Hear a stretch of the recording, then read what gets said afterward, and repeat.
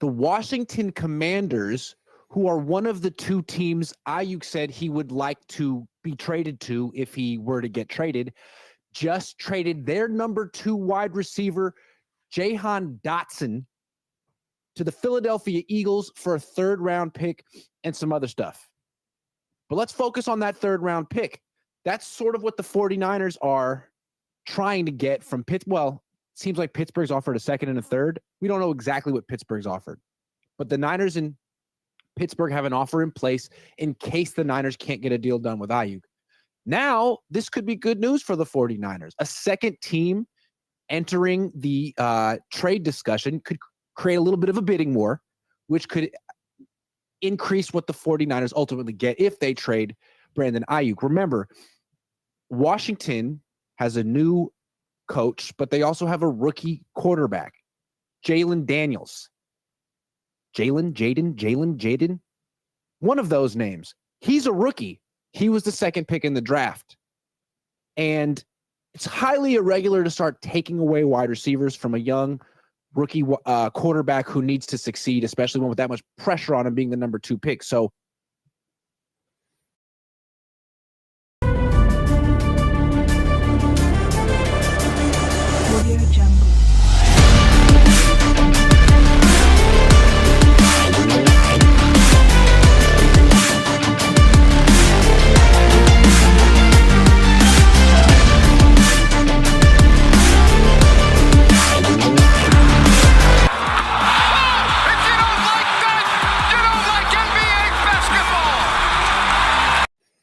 And a good afternoon to everybody.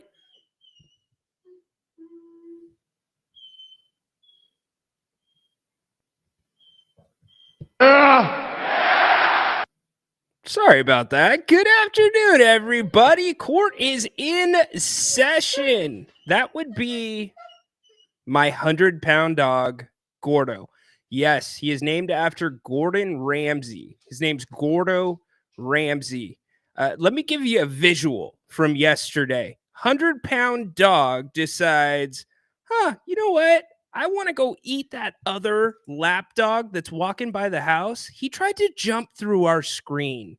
Yes, tried to jump through our screen. Like you see on ESPN, the Ocho with the dog jumping competitions. Yeah, he just took off and he damn near went through the screen. But yes, looks like he wants to host the show with me today. All good. It is a Royal Rumble Friday. If it's your first time around here on a Friday, at the end of the show, we bring up as many of you as you would like or would like to join. We can have up to 10, and we kick off the weekend that way. Also, got our weekly wrestling segment coming up here in a little bit.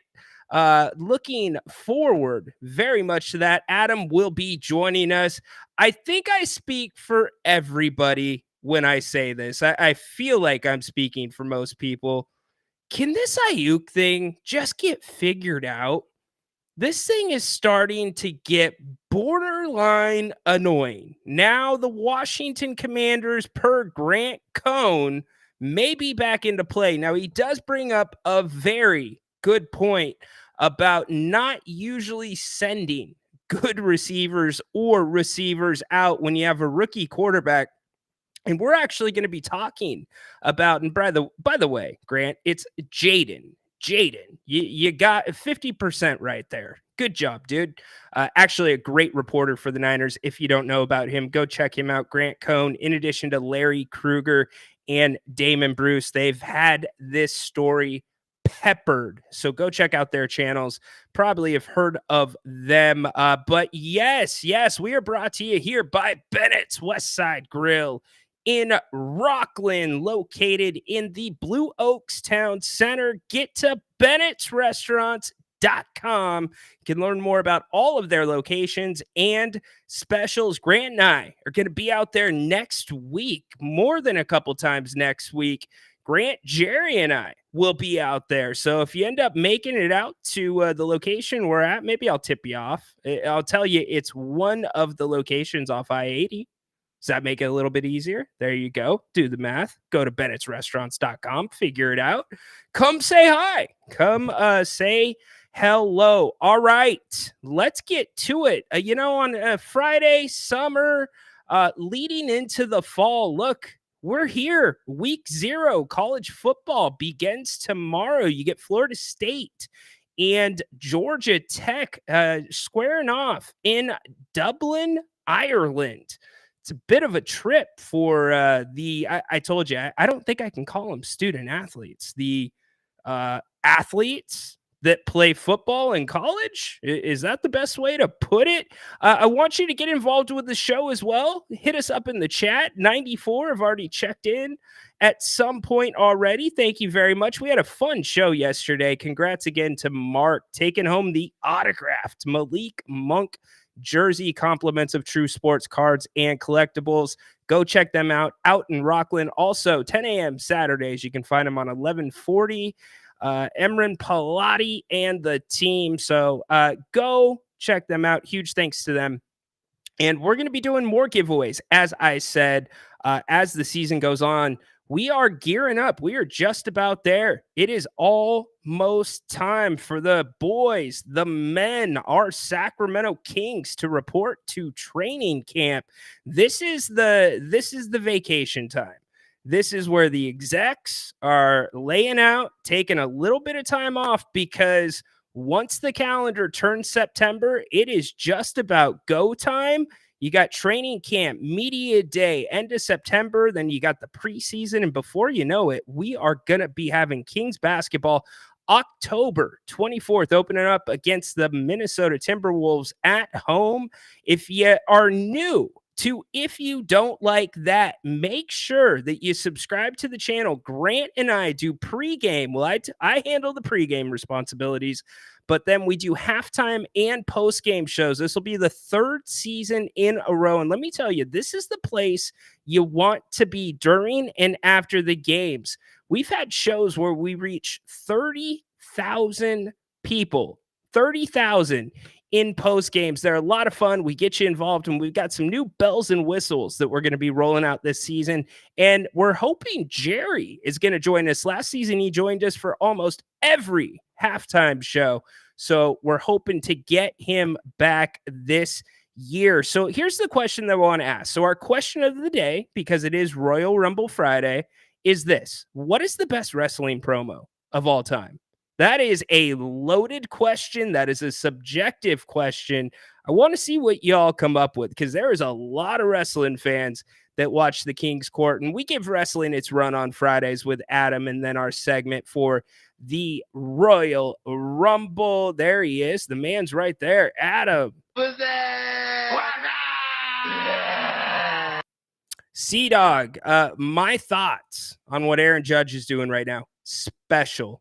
Incredibly special, hitting over 300. You want to talk about in today's Major League Baseball, where it's either a home run or a strikeout? This guy, he's the consummate professional. And by the way, I actually have a Little League World Series segment that I want to do here in a little bit, because the Staten Island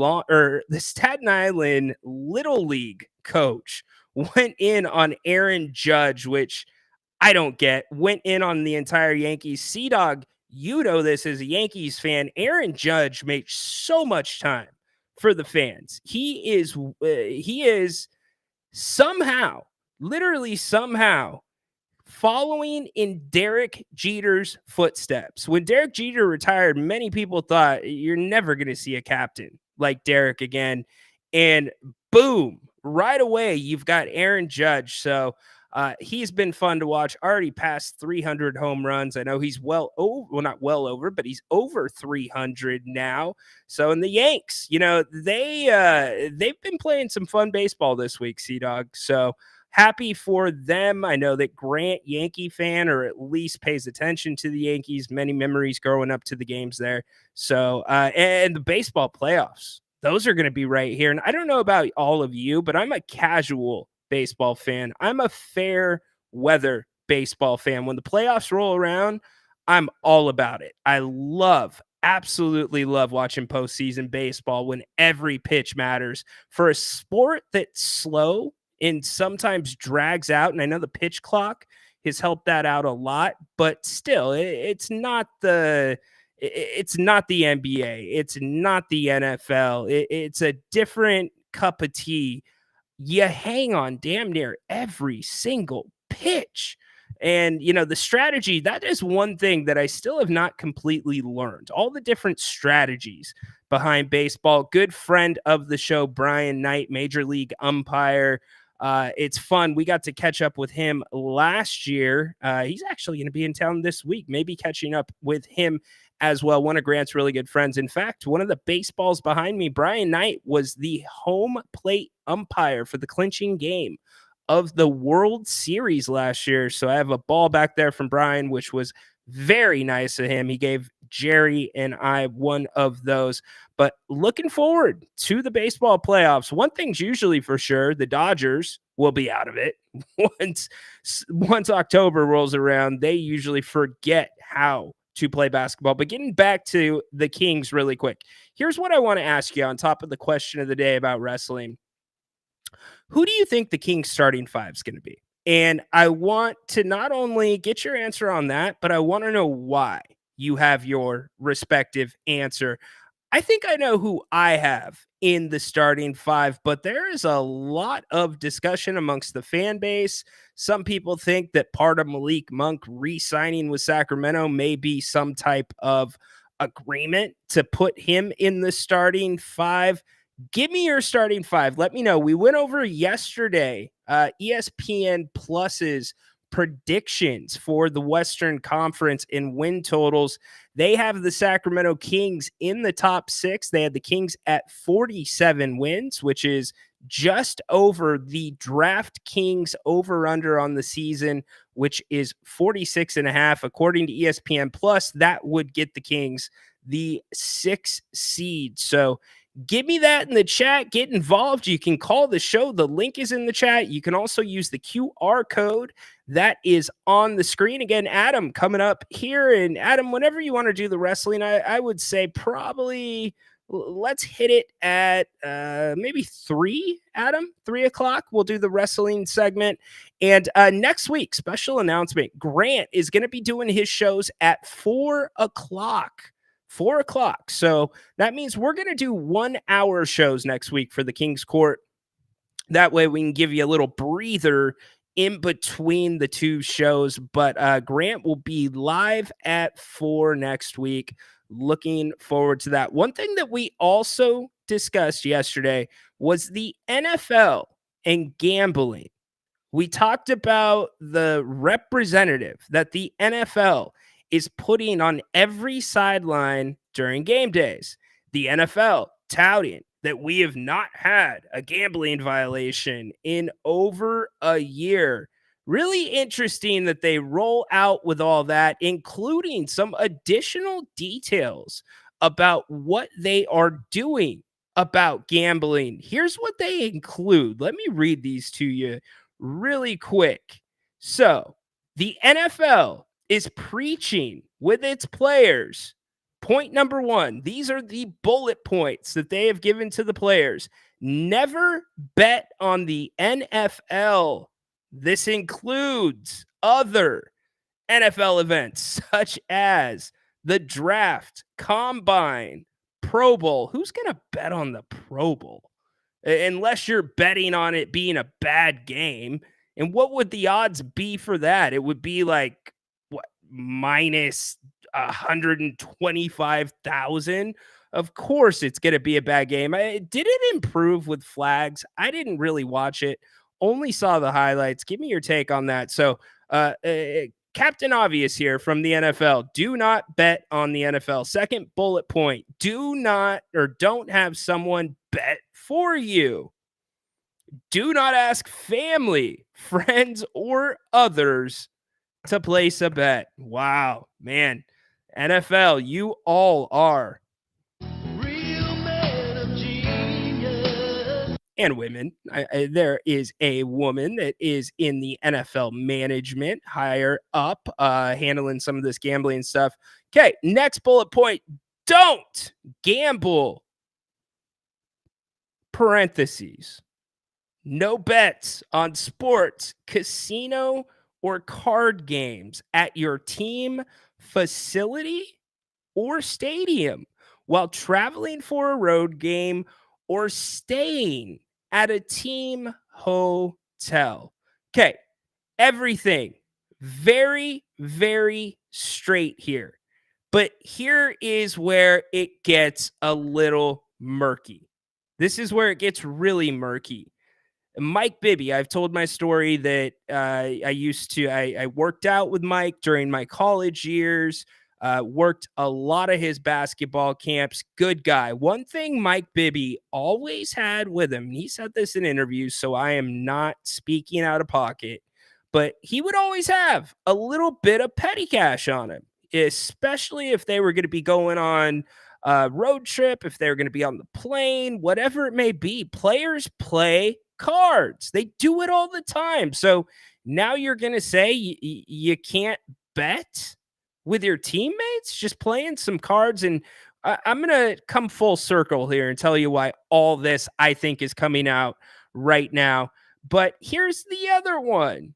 Don't share team inside information. Don't share information that hasn't been announced by the team. Have we learned anything that we didn't already know yet, other than you can't play card games while you are with the team or at team activities? Don't enter a sports book during the NFL playing season. Now, don't enter a sports book during the NFL playing season. Isn't that a little repetitive? When point one is never bet on the NFL? I get that you're poking at the fact that they can't bet on other sports, but you're literally saying don't bet at all. You just said it in multiple points. Next one. Don't play daily fantasy football. Okay, fine, whatever. Get it. And I'll tell you, some of the NFL players I've talked to, they think it's funny when players come up or when fans come up to them and they're like, dude, like it's not about, hey, good game. It's, oh man, why did you get down? I had you. I would have won my game that week. Like it's become a little bit of a joke when it's taken lightheartedly, but then when fans take it a little too far, as we see all too often on social media, when it comes to missed kicks or it comes to decisions to get down that may be best for the team, that's over the line. That's people that take it way too serious. Okay, so those are the 6 points that the NFL is preaching to its players. Now, yesterday, we talked at length about this personal representative, right? And we also talked at length about the fact that the NFL, many, and I'm not going to keep it just to the NFL, but many of your major sports leagues, MLB, NBA, they are all sponsored by DraftKings, by all these different books, daily fantasy football, daily whatever. Go less than or more than, because legally we can't say over under or else you wouldn't be able to bet in our state. Okay, you get my point, okay? Here's what Mike Florio of Pro Football Talk had to say about what the NFL, and he kind of said it in a coy manner, and I respect it. But here's his take on the fact that the NFL is taking money from these betting sites, basically. But why the NFL? The theory that the NFL is pushing to the media that they are partnering with these betting sites. Check this out. After round one, Right. and talked about this new justification, the new talking point. Mhm. And we may see people from the league office tonight, so I'll be more You are diplomatic. going to see our bosses today. Okay, but the latest talking point Yeah. to justify the NFL grabbing every dollar it can from Right. gambling is we need to have these relationships so we can keep track of what the players Yeah, are doing. right, Basically, they rat on the players. Yeah. It's a nice way of saying we Right. need them to tattle. Okay. It just shows you how little information the NFL has about what these guys are doing. Bingo. Did he just not hit the nail on the head? Think about the Toronto Raptors guard that was caught gambling on himself. It wasn't the NBA that found out about it. It was the sports book that tipped him off because it was an obscure and random and big bet that you don't normally see on a prop like that. So if that is really the reason that the NFL is partnering with these places, these books, that's bad. That is really bad. And I get that's Mike Florio's take, but he is plugged in to the NFL, which leads me to my next point. Some of you may have heard about this story. It really started a few months ago. It started right around draft time. But nonetheless, it got some more wheels as all this gambling stuff heated up, and the NBA or the NFL has touted the fact that they have not had anybody gamble in over a year. That's Jaden Daniels, Washington Commanders starting quarterback and rookie, and that is Malik Neighbors, teammates at LSU. So, right around draft time, it was right after, I believe, the draft, actually the night of the draft, Malik Neighbors appeared on a podcast, and he said that him and Jaden had a bet on the Rookie of the Year contest. They're betting on themselves. Not too long ago, just a couple days ago, appearing on Keyshawn Johnson's podcast, Jaden Daniels shed some further light into this and what happened. Are you a true receiver? Is it facts or fiction that you and him have a Rookie of the Year bet going on? Man, he wasn't supposed to tell nobody. It's supposed to be. We got a little something going on. What's the bet though? Is it money? who- Or is it was? Yeah, it's money. How much? 10. Who won Rookie of the Year? That's nothing for y'all now. You guys I are. mean, y'all- he put it out there, so it's like That ain't man, really. I can't say he capped. So Dad, what? Who does he remind you of? So they had a $10,000 bet on who would be Rookie of the Year. Malik opened his mouth a little bit, and guess what? What do you think the NFL did? This was something they just did between themselves. If Malik wouldn't have said anything, this would have never come out. The NFL would have never had a sniff of it. They would have no clue that it was going on. So, anyways, the NFL has now sent to decided that they had to, or I guess they decided a little bit ago, excuse me, that they would have to go through mandatory extra training, extra gambling awareness training, because this got out to the public. In fact, Real GM says Jaden Daniels, Malik Neighbors punished for called off offensive rookie of the year bet the NFL paid close attention to a very public bet made between Jada Daniels and Malik Neighbors earlier this offseason. Neighbors revealed during his appearance on the Pivot podcast that they made the $10,000 bet. Players cannot make these wagers. So the New York Giants wide receiver had to call it off. Let's see. Sorry, getting some ads there. This is a direct quote from Malik Neighbors. I'm educated now. I'm educated now that I got here about sports betting and gambling. I'm sure Malik Neighbors really, he got a great education about sports, gambling, and betting because of this. Yeah, come on, NFL. You think that isn't hand-fed from the NFL? Hey, we won't suspend you, but you're going to come out and you're going to say exactly this. In fact, he goes on to say, we're calling the bet off. There is no bet now. It was just another brother pushing another brother to try to get to success. That's all it was. End quote. I don't disagree. We used to do this kind of stuff all the time. Maybe money wasn't attached to it, but think about if you played sports growing up. We would do these things so often. So think about golf, by the way, especially since TNT started doing the match, where they've had Tom Brady, Tiger Woods, Phil Mickelson. They've had all these different groups of guys. And what did it give you an inside track to? Just exactly how much gambling goes on during a round of golf when these guys are practicing, playing together.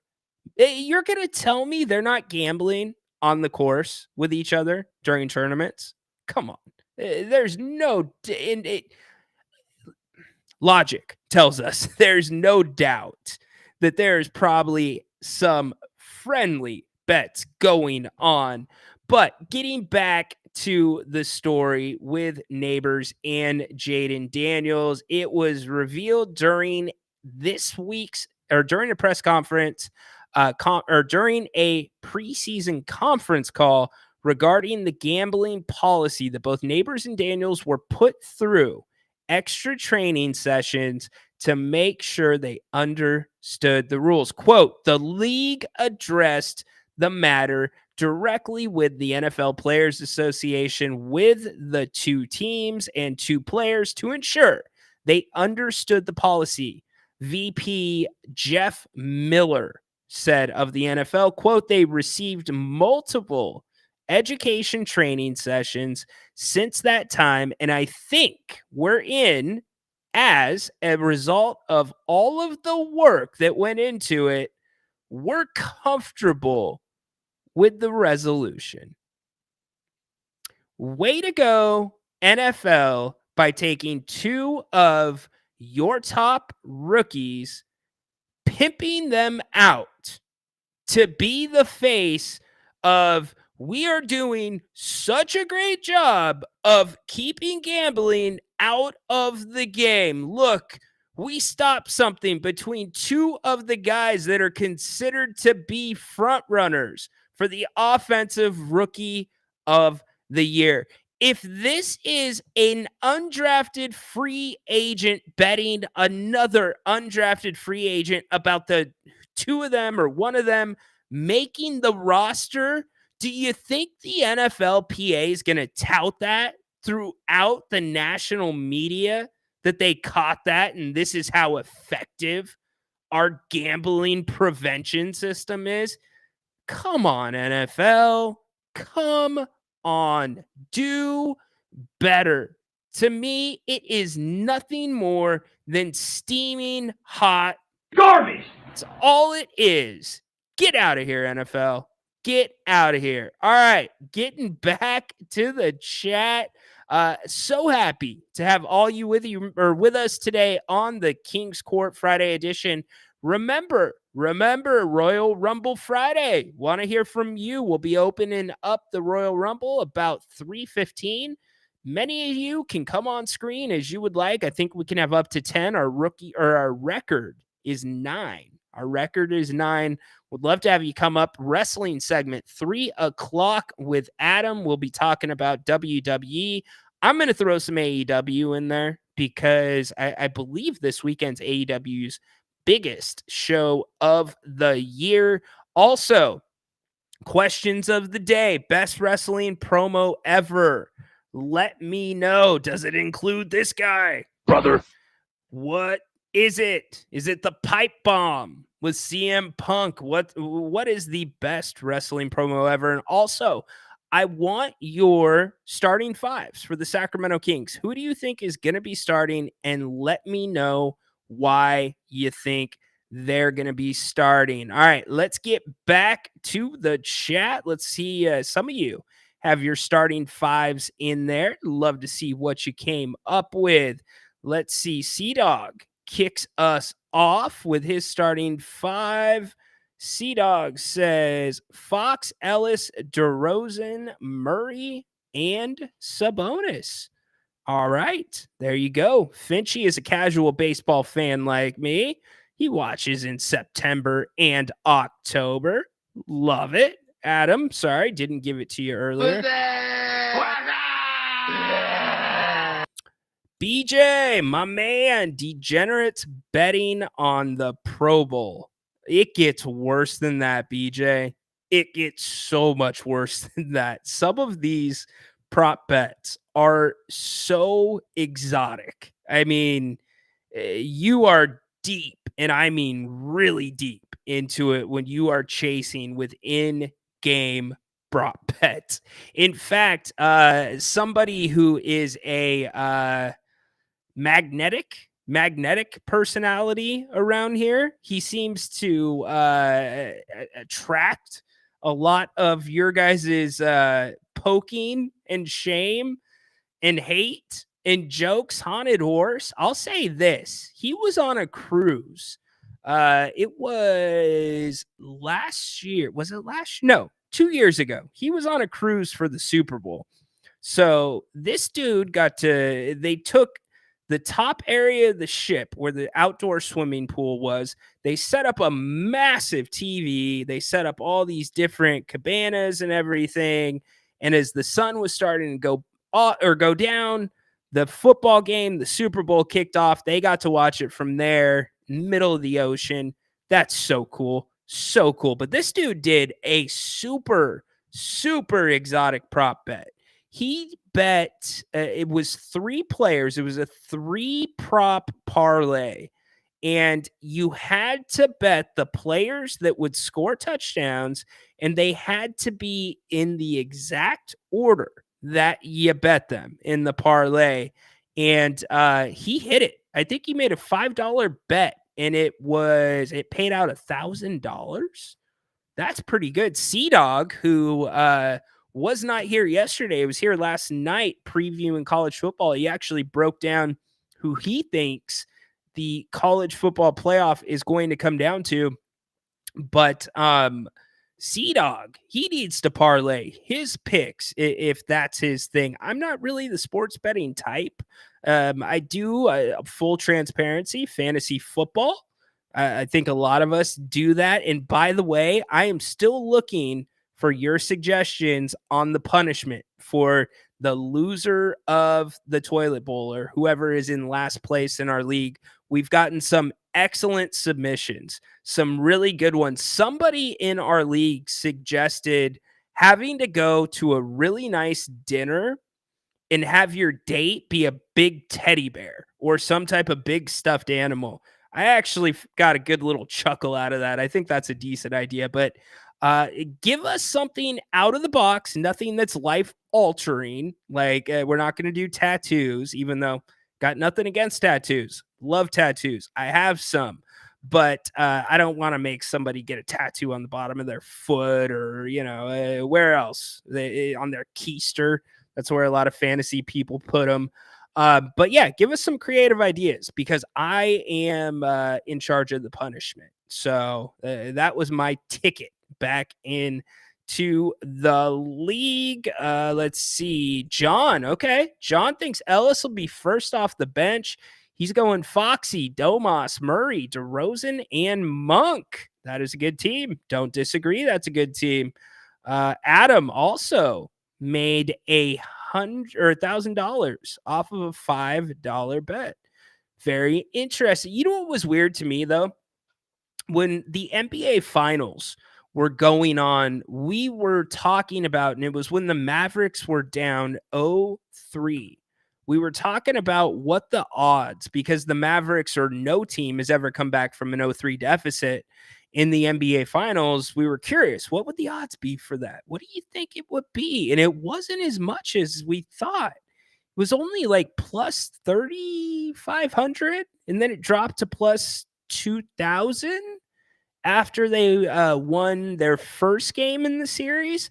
I would have thought it would have been like plus 7,500, plus 8,000, because nobody's ever done it. So theoretically, Haunted Horses, and I'm not trying to give this guy too much clout, but theoretically, his bet had longer odds than the Mavs to come back. So interesting stuff. I can only play daily fantasy in, I assume that's daily fantasy in Texas. Fair enough. Bane.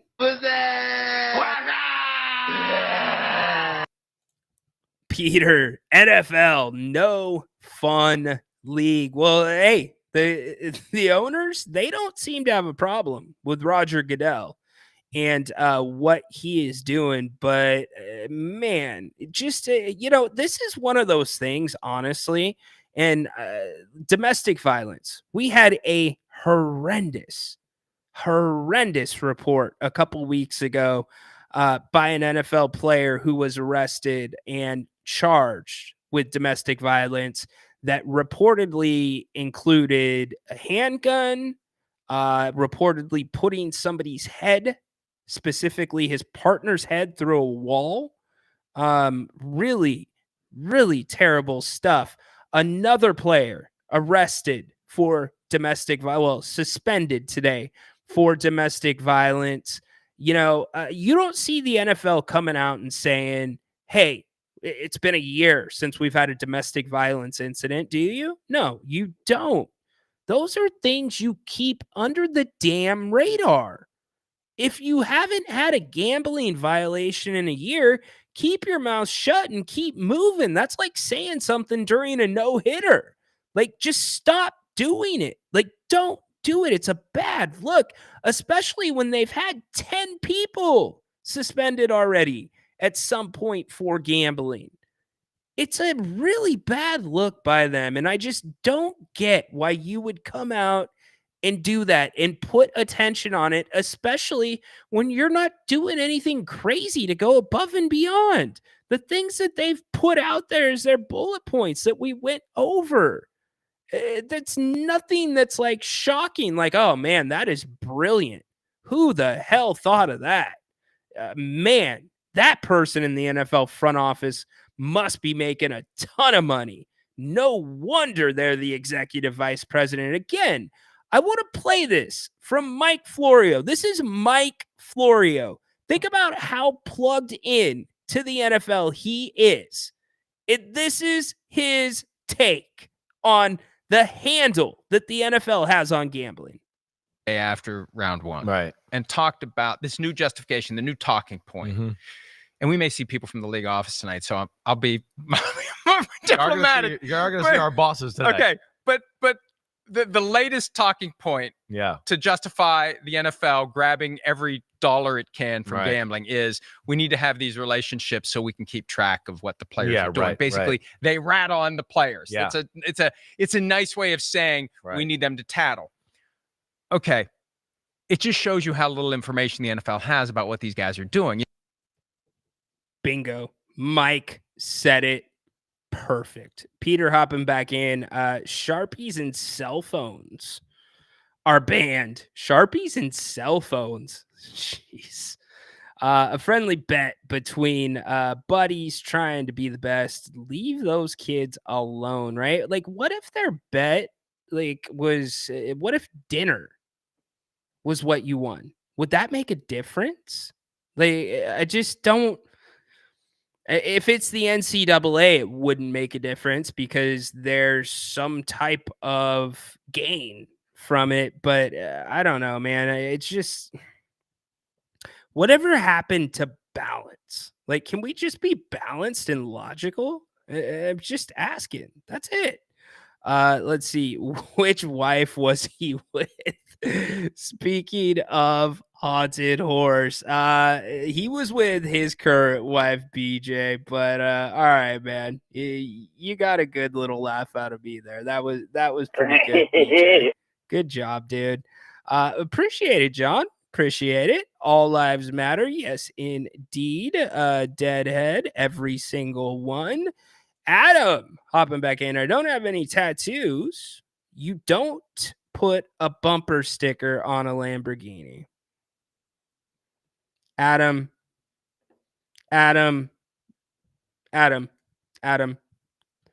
Wrestling segment that close to being canceled. Just that close, Adam. That was not.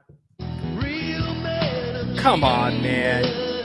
And now you got John getting in on it. Here we go. Is this what this show is coming to?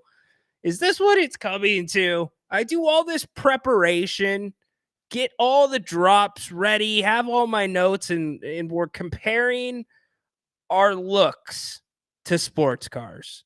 All right. So, John, what kind of car would John be? Adam thinks he's a Lamborghini. Adam, I'll leave it to the chat to say what they think that you would be, Adam. John, you would be I would say a top of the line Ford F-150. That's what you are, John. Top of the line F-150, my man. Rashay Rice, hit and run. Yes. High speeds, reckless endangerment, fleeing the scene. NFL, welcome back. Yeah, it's karma too, man. The NFL touting all this good stuff they're doing. Again, I go back to the domestic violence thing. I talked about this a couple weeks ago in a show. The domestic violence rate in NFL players is almost double the domestic violence rate for people in the same age group that aren't in the NFL. So the NFL opens themselves up for these types of things and stories like that, reminders about the things that they're not doing right. When they come out and tout something like that again, like you want to pat on the head. Like if this was 10 years ago, seriously, think about this. Think about Pete Rose. Pete Rose bet on baseball. He admitted that he bet on baseball. Dude is still like the white sheep. The black sheep, excuse me. He's one of those guys that is just taboo. He's still not in the Hall of Fame. And it's because he bet on a sport. And now in 2024, we're getting pats on the back because none of your players that we know of have bet on football. Man, have times changed. Incredible. BJ, twins spooning. What do you mean? Twins spooning? I missed that. I missed that one. What's up, James? How you doing today, buddy?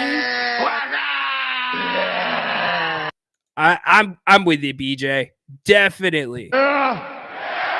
He is a truck. I think he's a souped up, top of the line Ford F-150. He's got the best tow package. He's got the durable, like what do they call them? The liners inside, the weather guards. He doesn't have the carpet. He's got the weather guards, durable for anything, indestructible. Adam, you're a Subaru. You're a Subaru Baja. I was gonna say more like what's the brand that makes the Geo? You're a Geo, Adam. You're one of those cute little Geos. You know, those Geo Sports. I think there's actually still a market for those things. Yes, they are the spooning twins. the Velocil, or what is it? The Velociraptor of Sucktown, BJ, nails it again. Finch said they're twins. They look nothing alike. And Adam, you think a tattoo ruins a body? I'm just asking. You think a tattoo hurts the body? I'm not judging. I'm asking. Fair enough. Everybody has their own opinion on ink. I get it. And I'm with you, by the way, completely with you about bumper stickers in cars. Maybe 10 years ago, you would have given me I would have given you a different answer. But if I bought a Tesla, there's no way, zero chance that I am sticking a carpool sticker on that car. Zero chance whatsoever. Not happening. Let's see. Peter hopping back in. A Ford Festiva. I love it. Ryan, if you switch Garrett for Duncan, does the Spurs still win 5? Or Garnett for Duncan? No, they do not, James. I don't think they do. Tim Duncan, because it comes down also to program and coaching and stylistic. Tony Parker and Tim Duncan were, speaking of spooning twins, those two were made for each other. They got each other. The pick and rolls, the way that they were coached, the system they were in, it worked out perfectly. I just don't see Garnett, who's more of an explosive guy, more of a one-on-one guy. And I know the big fundamental did it down low in the post on his own sometimes, and he would just hit that little off the glass shot 10, 12 feet. But no, I think it's dramatically different because you look at the makeup of the Spurs during that time. They would find a way. And even to this day, even though the Spurs have not had a ton of success lately, which is probably turning around very quickly with Victor Wembanyama. And by the way, Victor had the chance in the Olympics this year to become the face of basketball if he would have beat Team USA with France. And he very well could be, and probably will be, the eventual face of the NBA, only going into year 2. But the Spurs, there's a certain type of player that Greg Popovich likes. And look, there's a ton of people that would love to play for Pop, but there's a difference. There's players that Pop doesn't want to play for him. So no, I Garnett, not taking anything away from him. By the way, Garnett was such a dirty player. Garnett was awful when it came to that. Talking the junk, I don't mind talking some trash, but when Anthony Peeler set him straight, set his chin straight, I was at the game for that. That was incredible. And I'm not promoting violence on the court. I don't think there should be fights unless, let's be real. How many Kings fans within the sound of my voice got fired up about the Doug Christie, Rick Fox thing? And then when you heard that Doug and Rick started going at it for round 2 in the tunnels, that coming off of 2002 in the Western Conference Finals, that was awesome. I loved that. But getting back to my point, Anthony Peeler, he changed the momentum of the game. The Kings ended up winning that game, even though he was ejected. And that was a fun game. Crappy series. Fun game, though. Really fun game. Mr. Fundamental. Yes, indeed. Adam, is there a worse nickname than the Big Fundamental? Today, no, because there's barely any fundamentals played in the NBA game these days. I actually think that it's a huge compliment. I love that nickname. I would take that every single day of the week, because guess what? If you're the Big Fundamental, you might not have a Hall of Fame career, but you're going to play 10, 12, 14 years in the NBA. There is a place for you. Domantas Sabonis, hell, you could call him the Big Fundamental right now. Domantas, that's part of the reason he's so effective. Besides his toughness and durability, his footwork is incredible. And his dad, the exact same way. Domas's fundamentals, that is like, if you look at some of the more talented players in the league that aren't as athletically gifted as others, they're not Anthony Edwards jumping out of the gym and making freaky plays. They're not De'Aaron Foxes that are just a blur when they hit that change of speed and just blow by people. But if you look at some of those guys, the reason that they are so much better, they are able to be that good while not being as athletic as others, is that the fundamentals. It's what it's all about. Fundamentals are a lost, and I mean a super, super lost thing in today's game. There's hardly any fundamentals. So it's one of those things that for me and many of you that are older, Peter hopping in, Suzuki sidekick. I don't mind that. Good job there.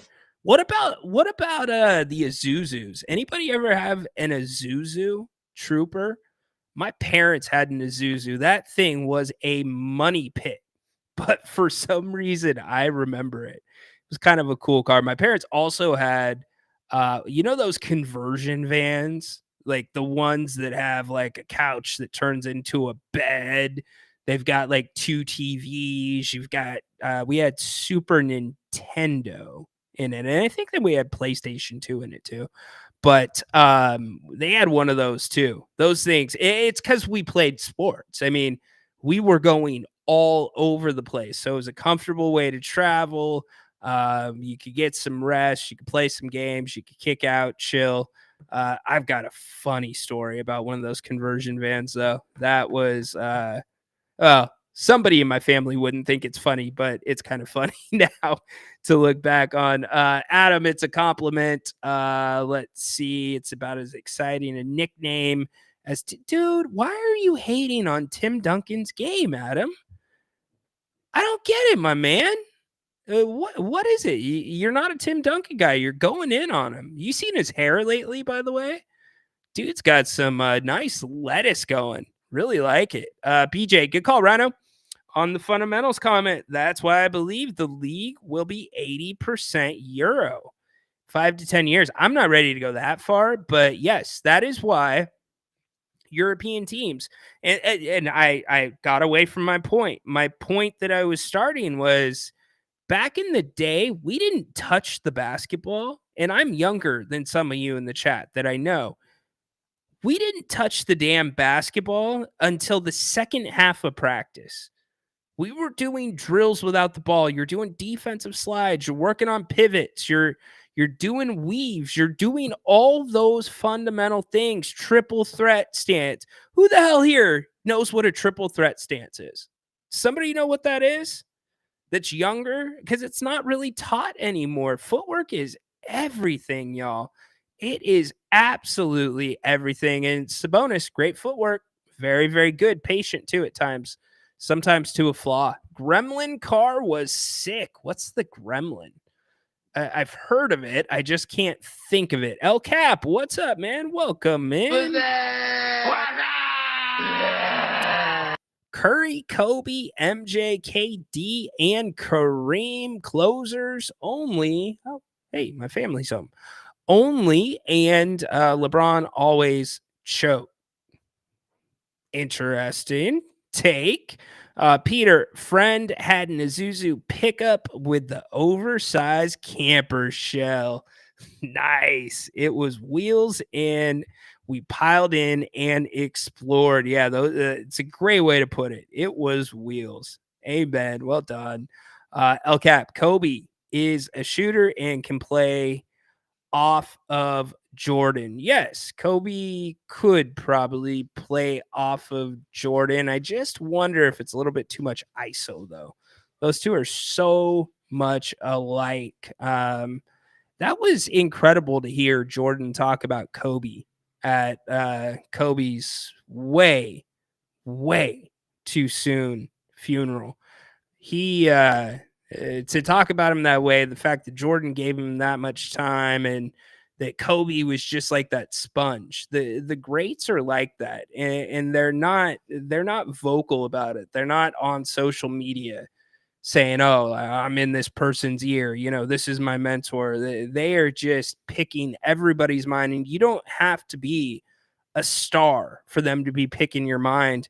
They will pick other guys. They will find players that excel at something maybe they need to work on, that are just role players, and they will get feedback. They will get advice from them. So the greats they're just different. They are, and that's why they are the greats. No, he needs the Rock. Yeah, not really. I disagree. Both of those guys. Well, let me think about this for a second. You don't think Kobe plays well off the ball? Thinking back to the Team USA days. There's an argument there. Ryan, who would be your all-time starting five? Dude, I would have to think about that for a minute. That would be an entire podcast, because I wouldn't even like to start naming one, because if I do, I will inevitably leave out 10 people that I should have given consideration to. A gremlin was a Garth Alger's Mirthmobile. When I first read that, I was like, Methmobile? What? Mirthmobile in Wayne's World. Wayne's World, party on, game off. That was a good movie. Restored in 1950, Willie's Jeep pickup with my father. Nice. That is awesome. Still had the same tires and paint. Got photos. Shared rebuild stuff. Dude, hell yeah. Good job, Peter. See, that's not my thing. I am terrible when it comes to working with my hands. Terrible to rebuilding things, building things. I'm just not so good at it. Yeah, we'll just leave it at that. But hey, fun day so far here on the King's Court. We still got a lot of stuff to talk about, by the way, with the 49ers. Last, I should say, tune-up against the Las Vegas Raiders this weekend, week 3 of the NFL preseason, and then it is almost time to get down and play for real. Also, you've got week 0, college football coming up. Florida State, Georgia Tech. Who you like there? That one coming to you from Dublin, Ireland. You know who I like? That's Bennett's Westside Grill, located in Rockland in the Blue Oaks Town Center. This weekend is a perfect, and I mean perfect, time to get out to Bennett's. Go to bennettsrestaurants.com. You can see all of their locations. Couple out in Rockland, Roseville, the other one off of Howe and Fair Oaks. But I say this weekend's a perfect time because you've got the prime rib special tonight. You can also get 2 courses, $30, 3 courses, $35 all weekend at dinner. And you've got weekend brunch. The weather is gorgeous right now. A little overcast, a breeze. Nothing better than having a cup of coffee or a mimosa out on the patio. You can get a bottle of champagne, 2 entrees for $49. You can't beat it. In fact, Mr. Napier will be at Bennett's for brunch this weekend. Go by. Maybe you'll bump into him, but seriously, get to bennettsrestaurants.com. You can make reservations. You can see all of their other specials. I haven't even mentioned their happy hour. Incredible happy hour, sips and tastes. By the way, they have 60 different wines by the glass. Yes, 60. And they're good wines, Rombauer, etc. So do me a favor, make sure you get to Bennett's and tell them you heard about them here on the King's Court. Like Dorian yesterday, he made it out. He had the fried chicken and the waffle fries. good choice by him. Huge thanks to Bennett's Westside Grill in Rockland for sponsoring today's show. All right, it is that time. We are going to get our weekly dose of wrestling. I'm excited. I hope you're excited. Our wrestling correspondent around here joins us right now. And by the way, since I know that there is a big feud going on in the chat about Rhea or Liv, I'm giving my my preference by putting my girl Liv on the screen. But Adam, welcome in today, brother. Thank you, sir. How's it going today, bud? Going wonderful, my man. How about yourself? It's good. It's good. It's Friday. We're here. We're here. Yes, we are. It's 5 o'clock here, but some of you still got a couple hours left to go at work. You know what? It's 5 o'clock somewhere. Patrick, it's 6 o'clock by the time he gets off. So Yeah, where's Kimball at? he's an hour into happy hour already. So there you Speaking go. of happy hours, did you say $40 for 2 entrees at Bennett's? $49. You can get 2 entrees and a bottle of champagne at brunch. 49 bucks, dude. Let's go. Monday nights, you can get 2 entrees and a bottle of wine, $69. Come on. Like, What are you guys doing with your life? Get out seriously, to Bennett's. get out to Bennett's. Good job by you, Adam. Relocations? You mean you don't even have to drive that far to get there? Dude, there's one just literally wherever you live around the Sacramento area. I'm in Elk Grove, so I go to Howe and Fair Oaks. I'll go all the way out to Rockland. Depends on the mood I'm in. And also, I didn't mention this, they have beautiful private dining rooms if you're doing a party, if you got an office get together. Incredible private dining rooms that they set aside for you. So they got it all, literally everything. Before I left Sacramento, I took a big group, a work group to Bennett's and sat on the patio. Yeah. And it was fantastic. They always do a great job. Love it, dude. Good job by you, Kevin. No worries, man. When you get to California at some point, hit us up. We will get you to Bennett's. Kevin says it's 4 o'clock there. We'll get one more basketball question in before we go all the way to wrestling. James always hits me with the random basketball questions. Love it. Ryan, if Klay Thompson was a player who could create his own shot, I'm guessing, and played for Legacy, would he have stayed with Steph that long? Probably not. I don't think he would have been with Steph that long, but it wouldn't have been about legacy. It would have been about the fact that you would have had 2 guys very similar in the sense of him and Steph. They can both just endlessly come off screens, both create their own shots too. Would have been a little bit of I don't want to say a waste of talent, but not enough basketball. So that's my take on it. What do you think, Adam? I don't think Klay had a choice to stay. No, but like if Klay was a different player altogether, we're talking early days. If you were Jalen Brunson and take less money, which he did take less money, but not less than what the Warriors were willing to offer him. I think, why wouldn't Klay want to stay with Steph for his entire career and finish it out? Like, I think that's the story everyone would want. Yeah. If I were Klay Thompson, I would have preferred to stay with the Warriors my entire career. Fair enough. Fair enough. That's why we talk about these things. It's good to have different opinions. I love I'm a it. company man. I'm loyal. You know, I don't want to switch teams. I'm a company man. I'm loyal. You're here every Friday to do your Yes, sir. segment. That's pretty damn good. So, what do you want to talk about?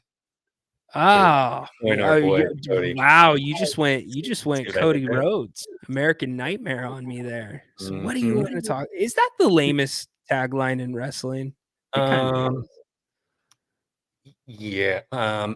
See, here's the thing with Cody. I think he's so unoffensive that, like, you like the guy, but he's not my favorite.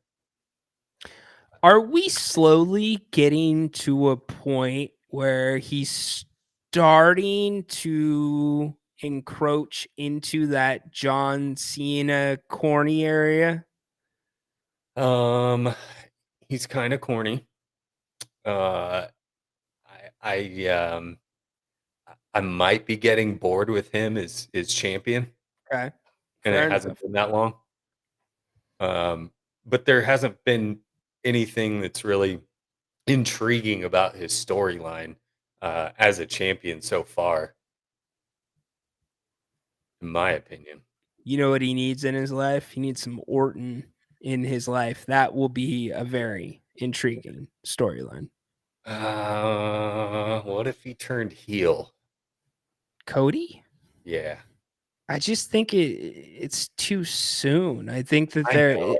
because we're looking at it from excuse me, the fan perspective. They're also looking at it at the business perspective, and there's nobody drawing as much money as he is right now. No. And everyone loves him, so why would you quit a bad thing or a good thing? Yeah, you eventually have to do it, or you should do it. Cena is actually the exception to the rule because he never, even though he was kind of that tweener, and that's what kind of, I almost feel like WWE kept him as a face because of that, despite the fans, because Vince McMahon is a kook. But like Cena's the one that never turned officially. Stone Cold, he turned at a WrestleMania. Hulk Hogan famously turned at WCW. So it'll happen at some point, I'm sure. Yeah. I just think he's got to spice it up a little bit. But we'll see. I'm sure they've got something big planned for 6 months down the road as we start to get closer to next WrestleMania. It'll be here before we know it. We're I getting hope some so. we're getting some love for our shirts. All right. Appreciate it. A little McLovin and some DX. Derek Draymond turned that team into a dumpster fire. Draymond is a dumpster fire. He's just a dumpster. Yeah, maybe. He's just I don't like his act. And that was before the Sabonis stomp, because I'm actually in the minority there where it's like, all right, Domas, you kind of milked that a little bit. That was a little bit of a He baited him for sure. yeah, and he sold it really good. Yeah. Shawn Michaels overselling it at some point. Who was that? Bret Hart, I think, where he's overselling. No, Hulk Hogan. That's who it was against. When Shawn Michaels was overselling every move and like jumping out of the ring after a punch. So okay. So Kevin, let's talk about Liv. You got anything about Liv's fruit tree. Liv's fruit tree, yes.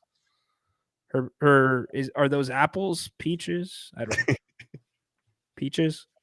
Well, I know we had a little back and forth about Liv and Rhea in the chat a couple days ago, but have you been paying attention to Jey Uso and Rhea Ripley's social media lately? No, dial us in. They're posting pictures of each other. Rhea's wearing a Yeet bracelet like CM Punk's. She posted like flowers with Jay's picture the other day, so I think you might see an addition to the Terror Twins. Do you think it's gonna be like because the priest and her, that would be awkward, right? It's like brother and sister almost at this point. But do you think it's gonna be like a romance angle to where like Dom It feels romantic. I mean, if you think back, when all this Liv stuff started, Jay said on camera, I think to Finn Balor, and he was like, "Oh, is Rhea single now?" or something like that, and did like one of these, which I'm sure every girl loves when you're talking about them. But So they teased, remember it was before the breakup. There was a couple of weeks, and it was kind of even at the early stages of the live stuff. They were teasing Jay and Rhea. Rhea was like bringing Jay into stuff and talking to him. Yeah. Like on the, yeah. Okay. All right. So maybe there is a long-term plan there. Yeah. So we'll see. But I think the biggest thing that we're seeing with the Terror Twins and with Roman Reigns is that neither one of those three, I suppose, can beat, Judgment Day or the Bloodline alone. And so I think they're going to have to start adding to their stable in order to take down the Judgment Day or take down the Bloodline. Okay. So you think it's going to be more than just Dom and Liv versus Rhea and Damian and done with it? You think it's going to turn into a Judgment Day versus whatever their stable possibly Yeah, becomes? the Terror Triplets, as I've seen them coined, maybe something like that. Is Jey Uso on his own gonna put you over against Judgment Day? Likely not. But I don't know. I personally don't see the Jey Uso Rhea thing. I don't know. I still go back to, I think the old bloodline's got to face the new bloodline at some point. So do you think, when do you think we're going to start seeing the formation? I know we're going to preview Bash in Berlin next week, but when do you think we're going to start seeing the formation of the old bloodline starting to come back? I don't know if it's going to happen in Berlin, if I'm being honest. I think the spotlight's going to be more on, Gunther and Ludwig Kaiser, and there might be like a three-way match with Braun Breaker, Kaiser, and Sheamus. That's being rumored at Bash in Berlin, so maybe we'll find out about that next week. But we'll see. I don't know if it happens at Bash in Berlin though.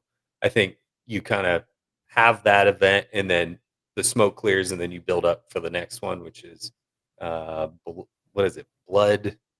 I forget the name of it. Bad Blood. Bad Blood. Yeah. The one thing that I thought was interesting, we're going to kind of jump around between Raw and SmackDown from the past week, and you got SmackDown tonight, but I thought it was really interesting that they had Roman get the tribal chief necklace. How do you say it? Ula Fala. I believe. Ula Fala. Thank you for picking me up there. Yeah. It was interesting that he got his hands on the Ula Fala, and he gave that look, which was so awkward. By the way, that was. But it wasn't as awkward as Solo holding him last week, and I shared a picture of this on my show in the past week. But Solo was like staring at the necklace like it was his high school girlfriend or something. I don't know. It was creepy.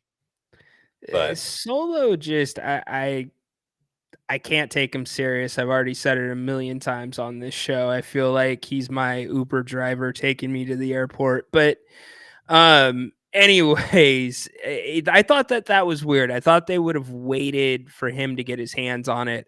So it'll be interesting to see what they do at SmackDown tonight. I think it's gonna be more beatdown on Roman. I think they're gonna start to humble Roman a little bit, and I think it's gonna build up Roman becoming a face, and that's where I could see the bloodline reforming, and now they're back to being the total faces of WWE. You don't think Roman's already a face? Oh, I mean, he's a huge face, but before he lost the title to Cody, it was split, but I think a lot of people were ready for him to not be the champion. Well, I mean, it was a massive run. Yeah. It was huge. 100%. But yeah, I think, and we'll break down the pay-per-view next week, but I think he's gonna have to take a loss because it wouldn't make sense for him to get the Ulafala back and then still be battling with them. So we'll see how they set that up.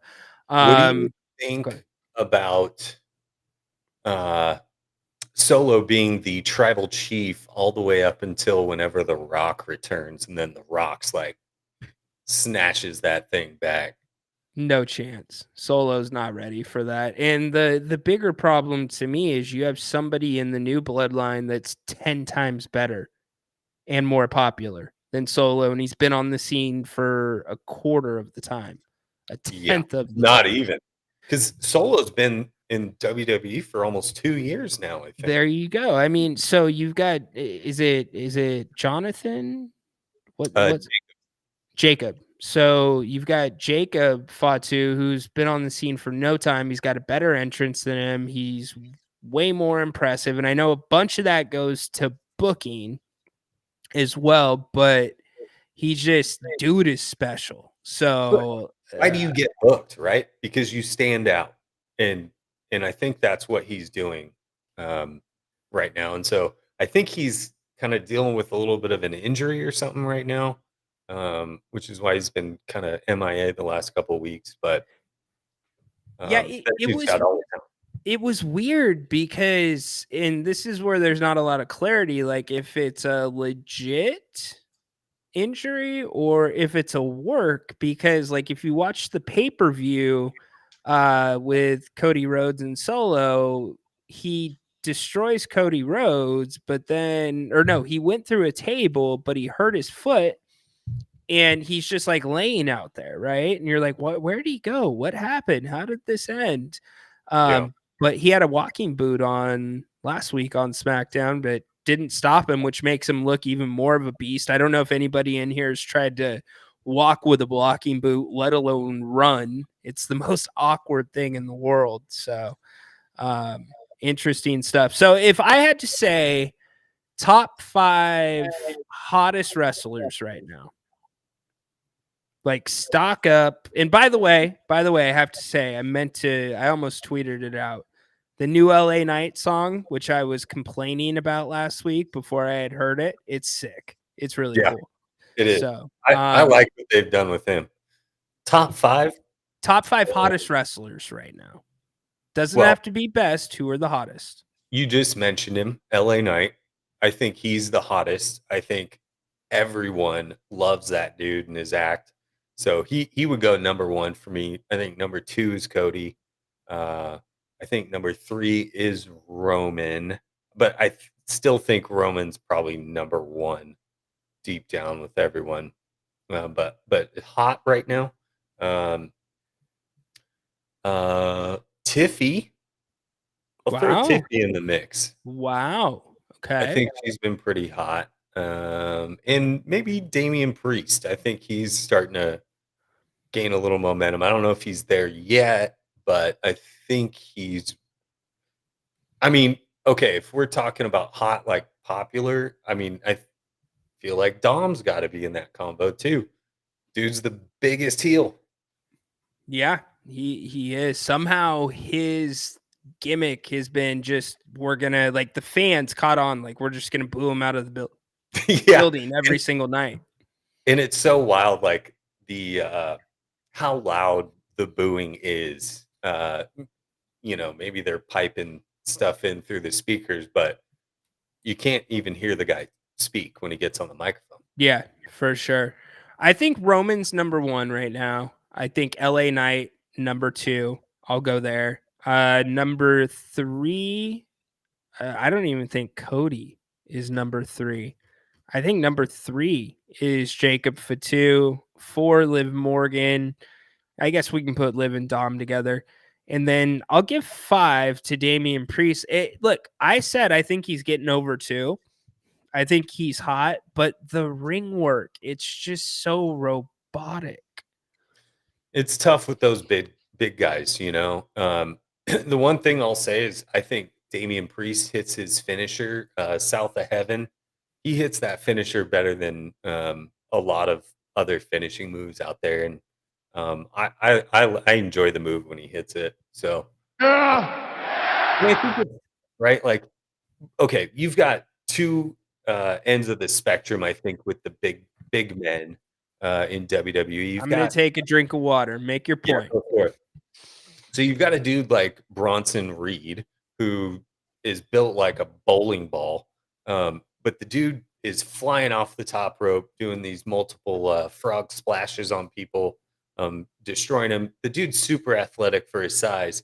Then you see a dude like Braun Strowman, who is taller and bigger than Bronson Reed, but it's like the guy doesn't even bend his knees when he's running to the ring. He's just, and he doesn't sell a lot of his bumps and things like that. So, I think Damien's somewhere in the middle, but I think Damien's mic skills are a little bit better, and I think his mic skills have been getting way better. I liked the pre-recorded promos that they did on Rob with him and Liv, or I'm sorry, him and Rhea, and then Dom and Liv did their pre-recorded promos too. I think that can help guys who might get a little nervous in front of the crowds on a live mic sometimes, which I think we've seen Damien do, but I think he's also getting better at it as well. And you only get better at that kind of stuff by doing it. If you've ever led a meeting in front of a team or something, like I remember the first time I led one, you're like sputtering out words, and it doesn't make sense. But over time with practice, like you get a lot better at that sort of stuff. 100%. One of the things that Grant, when he started mentoring me, because I would freeze up, I'd be robotic. Like if you look back at some of the early shows on If You Don't Like That, when we're doing pregame shows, I do look like a hostage. I'm like, yes, Grant, the Kings, and he goes, at some point, you're just going to forget the lights off, just be yourself, turn it up a little bit, and it'll come to you. And it does take a while for it to come to you. I still have a long ways to go, but I feel a hell of a lot more comfortable than I've ever felt. And I forget that we're doing a show and 231 have checked in, just feel like I'm having a conversation. And so to my point, or the bigger point I'm trying to make, Damian Priest felt like he was trying to be a character. Now it feels like he's kind of come into whatever he is, who he is. He's comfortable in it and he's confident in it. And you can definitely see it. So I agree with you there. Derek, if it wasn't for Cody's international and indie travel with success, he wouldn't be interesting. It's a good point. There was many iterations of Cody Rhodes before he came back to WWE. Derek hits the nail on the head. He sells better than most AEW wrestlers. Very well done. Good job, Derek. And then Adam, James, as always. This is James' brand now. He always has to mix it up and bring the show back to sports. And I don't mind it. I like it. Ryan, would a guy like Dennis Rodman be able to guard a guy like KD, Harden, Luka, etc.? KD, yes. Luka, yes. Harden might be a little bit difficult because of the pump fakes and the way he uses his body. But Rodman is one of those guys. To me, it's generational. He could guard through multiple areas. He's just, when you got it, you've got it for sure. And so he what would frustrate the hell out of those guys. Bingo. Nailed it. Good job. Absolutely, he would. When I was younger, my mom got we were like second row behind the backboard for a Spurs game when Rodman was playing for the Spurs at the time. And I just remember the fans were talking trash to Rodman, and he's, like at the free throw line, he's waiting for the rebound or whatever. And he was just giving it right back. And it wasn't anything like, dirty or super rude, anything like crossing any lines. But it was such an experience to see that guy play up close, man. I mean, he was a freak. And even if he put up zeros across his stat line, like he would have an impact in that game. And you don't see a ton of dudes like that anymore in today's game. The best We saw a ton of dudes back then. Yep. The best defenders in basketball are the ones that don't talk, but they're able to get through or get under your skin through their play. And if you are able to do that, and let's go back to the theme of the day, fundamentals, a lot of it comes back to that. When you are able to do that, it is the greatest asset in the world. And that was Dennis Rodman to an absolute T. El Cap throwing us a curveball. What's your 5 favorite comedy movies, Ryan? Superbad for sure. No, Superbad is not in my top 5, actually, El Cap. Adam, do you know your top 5 comedy movies? I don't know the top 5, but I'd probably go like Caddyshack, Tommy Boy, Something About Mary. I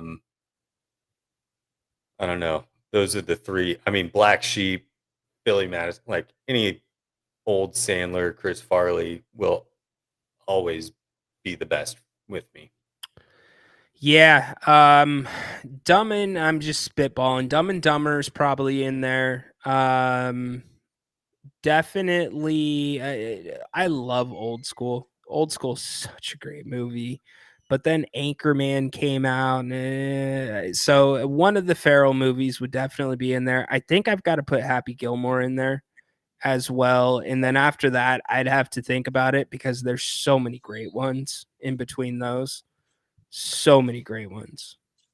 Sorry to switch back, but you were talking about like your early episodes of the King's Court, and man, like I tried to do a wrestling show on Tuesday, and I was like almost to the end of it, and I like messed one thing up, and I like froze on the camera for a second, and I was like, end stream, delete it. Like we're going like we're do it again. Yeah. And Dude, so it's don't tough. let those. It's tough doing it on your own, man. Like sitting here and talking for it's bizarre, right? There's no interaction. You've got people that use the chat. I don't have anyone that's using the chat, and so I can't. There's nothing to play off of. But I didn't always have that, Adam. No, so 100%. before the King's Court, before if you don't like that, I was doing what you were doing, my man. I was there was the crossover, and the crossover was about my journey from my profession to what I've always wanted to do in this, and then sports obviously intertwined with that. And there weren't comments, and in fact, Grant, those were the most valuable times for sure. And I would say, looking back, yes, I've deleted a million things, started over, whatever. But if you can do shows like that, Adam, and that goes for anybody out there, like Grant, what he told me was, and this was super early on, Adam, he goes, 5 minutes a day. When you start your day, doesn't matter. He goes, what's your first 3 things that you do in the morning? Well, usually have a cup of coffee, and I couldn't walk then because of my hips. I've since had hip replacements and I can now. But coffee, shower, whatever the mix is. He goes, all right, well, when you go in the shower, you're going to look for one thing in the bathroom. You have no idea what you're going to choose. You're going to choose that thing, and you're going to talk about it for the entire time you're in the shower. Mm-hmm. That's awkward. That is really awkward. But those are like the little things that you learn, because what we do here, like with the chat and, when we do open forum shows, we don't have anything planned out. I mean, we might have certain things that we know happen throughout the day that we're going to hit on, but, we don't plan out. Like Grant and I, we do not talk before shows like, oh, okay, let's talk about this, and you can start off here. It's not how it goes. We hit live and we go, and then we get questions in the chat. And, like you just got to be ready for a little bit of everything. It's going to come to you, brother. You got this. 100%. Yeah. You just got to keep doing it. Yep. Absolutely. You got to get reps. And honestly, I'll be honest, doing stuff with Haunted Horse, although it is, it's obscure. It absolutely is obscure. His style, much different from my style. The way that he likes his shows to look, much different from the way that I like my shows to look. But working with him a couple times a week actually ended up being really good for me because it took me out of my comfort zone of here. It made me have to do something different that I, maybe didn't always like, or, had to put a different hat on.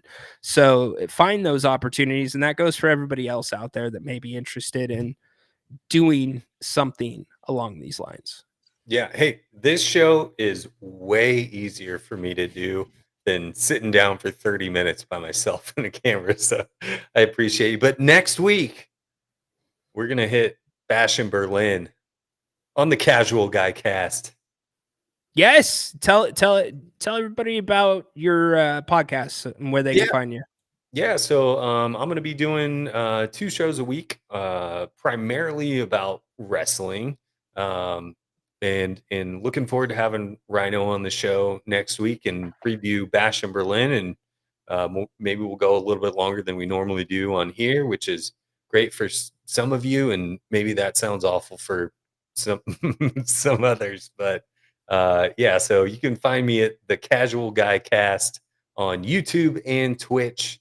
And then Saturday I do sort of a conspiracy theory, whatever. It's a little bit more of a haunted horse type of show, where this wrestling show is more of a if you don't like that, King's Court vein. But yeah, Conspiracy Cops tomorrow, probably around 3 or so your time. Love it. Pacific. Love it. Love it. Love it. You can find those on YouTube. And then what's your X page so everybody can go follow you? Yeah, well, here we go, but I don't have one for the Casual Guy Cast yet, but so it's strictly Conspiracy Cops on X, but yeah, it probably takes 2 seconds to set that account up. Well, I'm just use the Casual Guys. Just let them know. I know. Casual Guys. That's where Yeah. you can find Adam. Casual Guys. All right. That's where you find me. We're opening it up. We'll keep talking some wrestling. We'll take the questions in the chat, but it is now time for the Royal Rumble. So if you guys want to get in here, get in here. No, Haunted Horse has not showed up yet. Is that a blessing or is that a curse? I don't know. All right, let's get back to the chat really quick. I'll run down NXT. Did you catch any NXT, Adam? No, I didn't catch any this week. Okay, so number 1 contender for the women's title is the girl from OTM, Jada Parker. Ruka, and a bunch of people are pissed at that. So Jada Parker and our dude, wave your hands from side to side. I believe in Joe Hendrick. He's taking on Ethan Page for the NXT Championship. That pay-per-view is next weekend as well. No Mercy. So that'll be interesting to see how WWE does that. Do they put a title on a TNA talent? I don't put it past them with the way that they're starting to work together with other companies. Yeah, so they have no stake in TNA. No. None. That's so wild. Well, okay, so Triple H. So here's what Triple H did. Before when Vince was still the guy, Triple H was working a lot with or behind the scenes with Gabe Sapolsky from, I think it's Ring of Honor, and trying to build partnerships with all these different independent promotions, because I think he had kind of a vision of what AEW was trying to do, where you could have some of the indie guys come in and out, you could have companies work together. And so obviously they're not going to work with AEW, but with TNA, I could see the working relationship there, because there's a lot of people from WWE that got released that are now back in TNA. It makes sense. They're both based out of Florida. So it works. I think it's a really good idea indeed. Let's see. does feel like TNA would get the short end of the stick there, right? But No, then well, if they get like older wrestlers in return that are draws, like that could be a plus. I think I think it depends on the talent, honestly. I mean, I think WWE, if you put the title on Joe Henry and WWE are actually getting I'm saying TNA is getting the better end of the stick, but then WWE is also getting exactly what they want. I think what they want to do is open it up as much as they can, right? To have plenty of room for other people that maybe they don't want full time, but I like it. I'm glad that Triple H is up to that. And there's crazy rumors going around that Vince and Shane might be trying to buy AEW. Yeah, I saw that meeting with your boy Tony Khan. Oh gosh, that would be bad. We got a couple people getting ready to check in on the Royal Rumble. Bane, let's run through the chat really quick. Damian Priest, hella hot. Yes, indeed. BJ, I'm pretty sure he is in the waiting room. Absolutely not. There isn't a level like Haunted Horse. That is just him. We have high ceilings at my house, and I'm not saying that to be a Delta Bravo. This dude, when he came over here to do the show, I felt like there were microphones going. His voice was booming, and that's before we were even on the air. Bane, Anchorman, Patrick, welcome in. Yes, sir. Hangover, Tropic Thunder were last great comedies. Yes, indeed. Romanowski, you don't think there's going to be any Roman tonight? That might actually happen. That could be. Solo versus Reigns at Bad Blood. No, I think that's going to be Bash in Berlin. I think Bad Blood will be where you see the bloodlines come back and come together. There's a theory that it might be a War Games match at Survivor Series. Who knows? Adam, do you think you'll have another Solo Reigns at Bad Blood? I actually, just looking at the names together, Solo Reigns, Bad Blood, Bloodline, kind of makes sense. Yeah, there you go. There you go. Definitely does. Let's see. Bane, I can't do your hashtag. Yeah, you're right, Romanowski, but he will sell that neck brace. I am keeping my eye peeled for that damn neck brace. That neck brace will be mine. BJ, welcome into the Royal Rumble. John, welcome into the Royal Rumble. What's up, gentlemen? Gentlemen, how are you? It's my spooning Happy Friday. So I'm the big spoon. Is that right? Is that what I hear? You know, is that because I love asparagus? No, I tell my wife, I'm like, I want to be Little Spoon, and she's like, no, that's not how this works, dude. But I'll finally have my opportunity now. BJ, what's up, man? Okay, BJ, if you BJ, got any cards, buddy? I do. Hey, how's it going, you guys? I had a great time traveling, and I'm not a Seattle. Oh, where's it at? I went up and I got some pretty cool stuff. So hopefully you guys can see it. I got a light here. I'm not top rated like Rhino and one of the Spoon twins, but I do have. I put a light here, and I'm hoping you guys could see the cards a little bit better without the glare. I'm a big. Can you guys see that? Ricky? I can barely see it. Yeah. Ricky Henderson. It's a Ricky Henderson. It's called a Project 2020. I'm a big Ricky Henderson fan. I met him when I was 10. Amazing guy. He said, "You're good, but I'm better." Let's see. I'm not a Oakland A's jersey. If there's ever an Oakland A's jersey to get, man, it can't be anything contemporary. That would be the one to have if you had a jersey. There's nothing recent you could ever get. Everybody walks somewhere else, it seems like. I totally agree. Well, no, I got this one. Got me a Reggie Jackson. Nice. Yeah, I'm a big A's You know, fan. I'm I looking forward expect nothing less. forward to them. I expect nothing less from you. Thank you, Finchy. I love you, man. I love your vibe, bro. I really do. Hey, I'm not a Seattle Sonics fan, but I ran across this card. Oh, I wish you guys. Can you guys see it? Is there a glare? Yeah, we got it. Lucius Allen. Yeah, look at those shoes. Look at those shoes that he's wearing. Cool card. Really cool card. Old school card. It's like a postcard. It's really big. He was far ahead of his time in the shoe game back then. No doubt. Totally. So I got that one, and I'm a big Raider fan also. I picked this up. Stabler. Nice. The snake. And that guy was so clutch. That guy was so clutch. He was never that great or anything, but man, when it came to big games, that guy hey man, I'm not sure if he's a Hall of Famer or even deserving, but in clutch games, if there was a clutch performer, that guy was one of them. Yeah, he was a badass.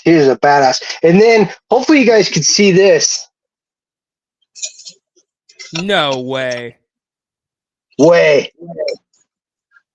So I had a total life change about 2.5 years ago, and basically my wife of 13 years, basically we split up. Okay, not my wanting.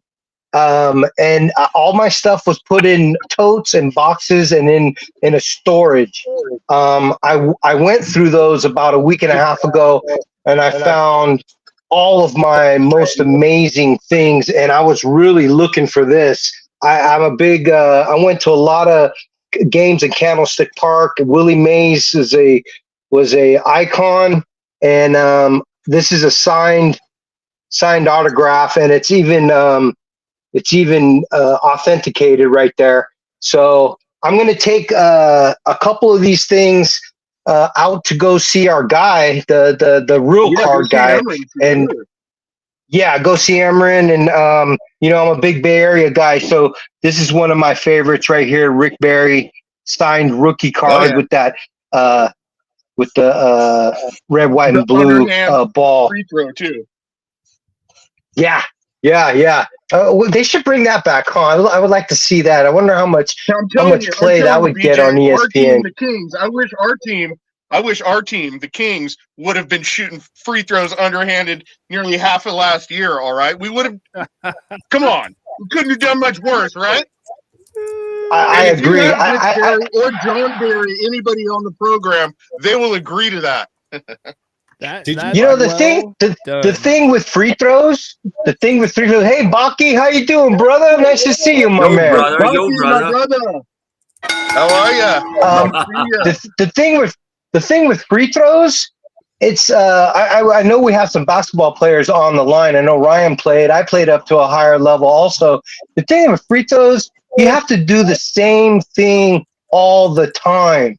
100%. You go to the line, you find your spot, you look up, you look down, you wipe your hands, you bounce the ball. I used to bounce the ball 3 times, 1, 2, 3, up, bend at the knees, boom. If you're not shooting 1,000 free throws as a pro a day, then you're just not have the right mindset, I believe.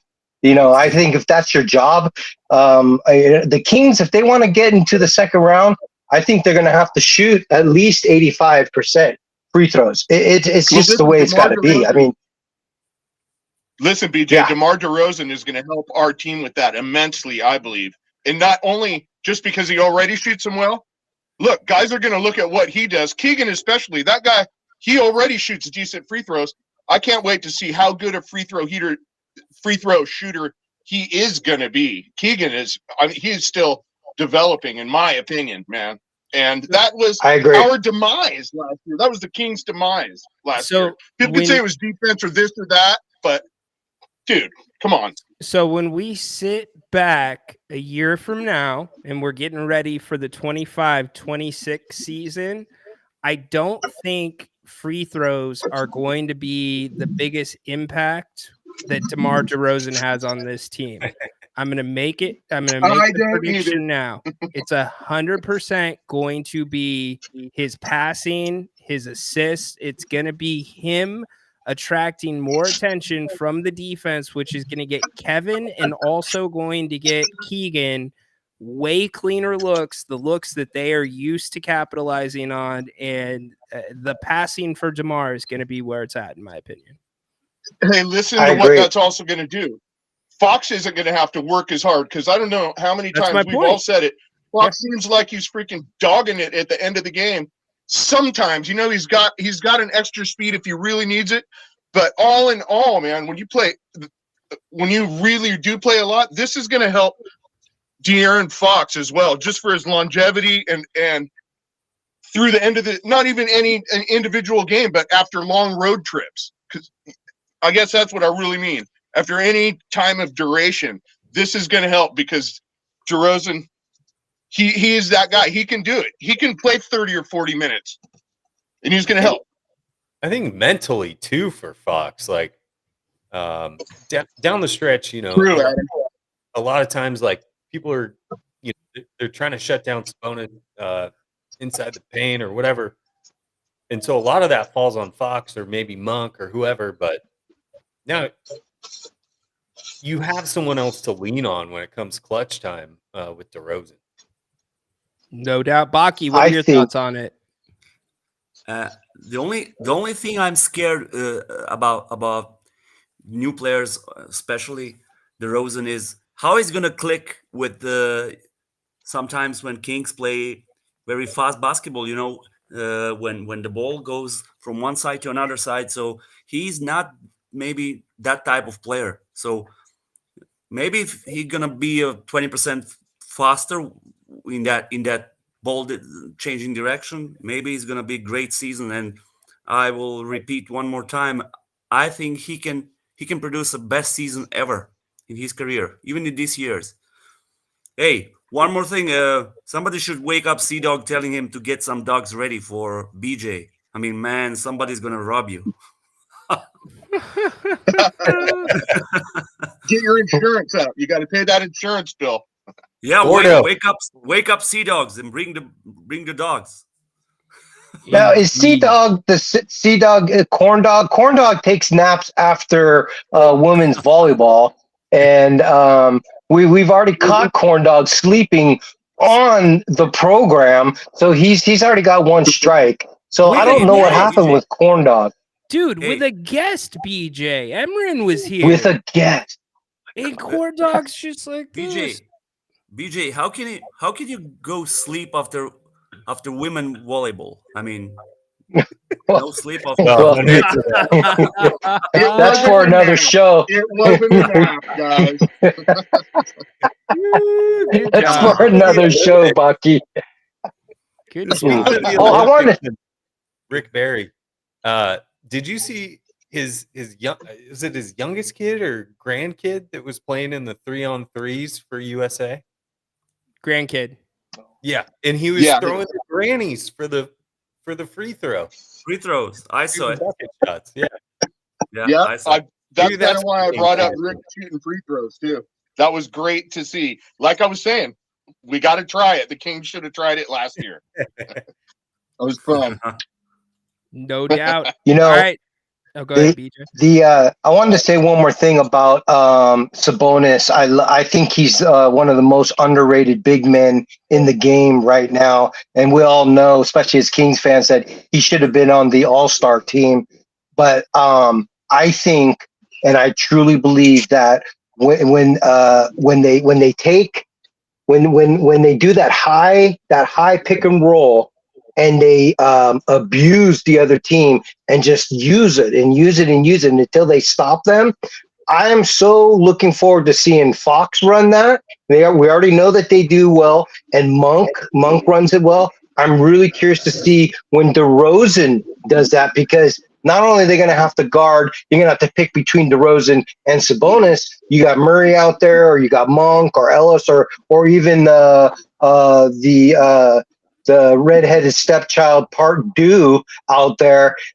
He will have more time to shoot. I really do think that pick and roll, if you can't stop something, just keep shoving it down their throat until they choose, and that's what dictates your offense. And I think when the Kings do that a little bit more, I think their transition defense that'll impact more in transition stuff. So I'm really excited about this year. Not only is there the new year and we have an all-star, which I believe is an all-star, his mindset, he's not a prima donna, but I have this wonderful group to speak with, which I'd have to say you guys have been therapy for myself, and I really appreciate oftentimes I listen, sometimes I get on here and just talk myself to death. So I love you guys. I really appreciate you guys. And thank you, Rhino, for all that you do, man. I dig it, man. I really, it's medicine for me. So thank you. My pleasure. My pleasure. You all make this show. So, I just hit play. So, No problem, PJ. Hey, PJ, I consider you a brother, man. I'll send you a bill for the therapy, bro. It is all good, man. We're all here together. Come on, Finchy. That's what an F-150 would do. Finch You'd is send ready a for the bill. block. Finch is ready for the block. Yes, yes. All right, I'm gonna go around the horn. Most exciting. Hey, I'm full of love, man. Most exciting thing that you're doing this weekend. Start with Finchy. Well, the most exciting thing tomorrow, I'm having a birthday party for my son Ash. It's going to be right here, and both my grandkids are going to be here, and we're only going to have about 12 or 15 people, so it's not going to be too much to do, but it's going to be a bunch of great family and friends, and that's what I'm doing. And right now, you can see I've been busy. I got asparagus ready to go, some onions just about to get on the grill, a couple of beautiful little New Yorks that I'm getting ready, and I've got some broccoli and a couple potatoes, and living life, boys. Love it, Thanks Johnny. for doing it, Ryan. My pleasure. Keep up the great work, everybody. Tell Ash a very happy birthday, and quality over quantity. That's what it's about when it comes to the people around you. So, Finchy, tell Ash happy birthday. Thanks for being a part of today, brother. Toss me over the top rope, buddy. See you next week. You are eliminated. He's off the top rope. Baki, what are you looking forward to this weekend, brother? This weekend, I'm going to work as F. So nothing special for me. Yes, definitely, because I must finish some jobs I have to do. So I'm going to be ready for the Monday and for the US Open. And gosh, I can't wait. Love it. Love it. Well, tell Tedora hello for Holy us. moly, Give her keep one that of those. phone. And appreciate La La you. Land. Appreciate Thank you you very coming much. in. By the way, go ahead. any of you is going to watch the US Open tennis maybe? Yeah, Except I'll for definitely Grant? watch the U.S. Open. I Yeah. like the U.S. Open. They need to do better than they did last year when it comes to using the roof, if the weather's that bad. But yes, I will be watching it. I need your guys' help. I can't pick Baki up. He's too big. We need to all group up. All right, Don't ready? worry. We're going to throw him over the top rope. Ready? 1, 2, 3. You got him. All right, there he goes. Baki is out. BJ, my man, what you doing? Love the cards. Love the Willie Mays stuff. Glad you got your stuff back, man. Good stuff, brother. What you got going this weekend? Well, I collect cactus from around the world. I'm going to go down to Napa, go to the farmer's market, get me some cactus from, I believe it's either China or Thailand. I'm not so sure which shipment's coming in. And then there's some lobster sandwiches at this place that I'm going to pick up. I'm going to get me a lobster sandwich, have me a coffee, and just kind of check out the scenery, if you know what I mean. Is it that Maine Brothers lobster truck? There's that one, and then there's a place called Gott's down there at downtown Napa. And I'm not really a Napa type of person, but it just so happens my hookup is in Napa. That's where I get my cactus. So I'm going down there, and I'm going to make a trip of it, and looking forward to it. I have all cactus right here, all in my room. So I'm a big time cacti. You just grow it. You don't do the nopales thing and eat it.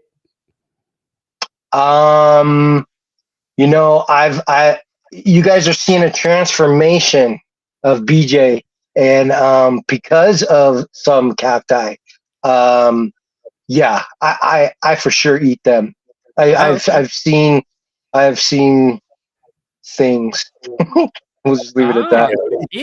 Okay, interesting. I'll have to talk to you about that offline. I love that. All right, dude. Well, Appreciate you know what I think we should do is we should plan a barbecue at Finchie's house and watch Adam and him spoon for a little bit while we eat some barbecue. I don't want to watch that while I eat barbecue, dude. I think that falls under the same rules. Like you don't make eye contact if you're eating a banana with any other person. It just doesn't feel right. So we'll see. Okay, I got a little late today. I shouldn't do that. But all right. Hey, appreciate you, brother. Be well. All right, man. Take care. All right, BJ over the top rope. It's crazy, Adam, that the Haunted Horse, there's two things happening right now. Haunted Horse is either mad at me or Haunted Horse is waiting until I finish the Royal Rumble because he wants his own segment. Those are the only two. Cindy right now. What's that? He's pulling a Cindy right now. Yes, that is what he's doing. Indeed. I even sent him a text message. I'm like, dude, are you okay? Like, you're usually here. Nothing. Ghost. All right, dude. You got Conspiracy Cops. Anything else? Conspiracy Cops tomorrow. I'll probably, drop a wrestling podcast here this weekend as well after Friday Night SmackDown. But I am looking forward to the start of my favorite time of the year, fantasy football. I've got one draft coming this weekend, another one next week. But this draft is one that we've been in the league for 20 years. Damn. So we've been doing this one for a while. I've still yet to win the league. And I did the math on there. They've taken thousands of my own hard work dollars.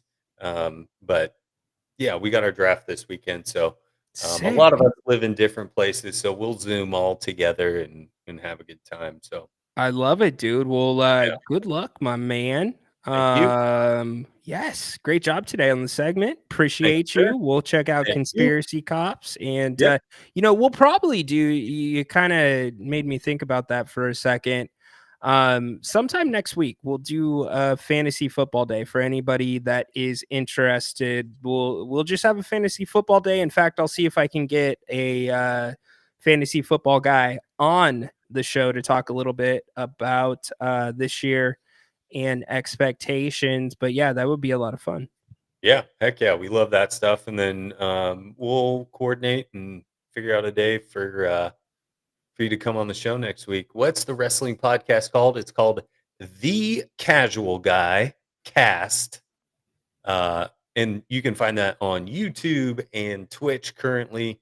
But that's where we'll be at. You know how to get this should be an offline question, but I'm gonna do it online.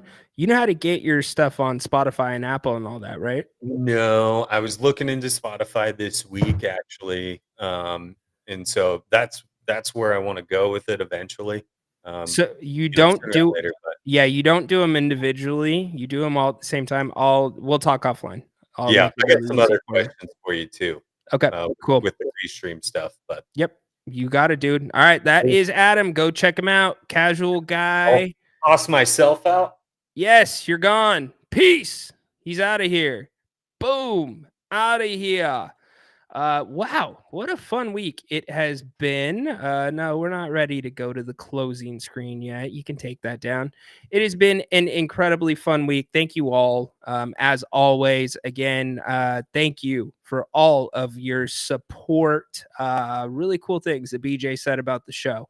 I hope that this show is a fun thing for everybody that comes in. Patrick, my man, I saw you made it out, so thank you for dropping by. And yes, he said cacti.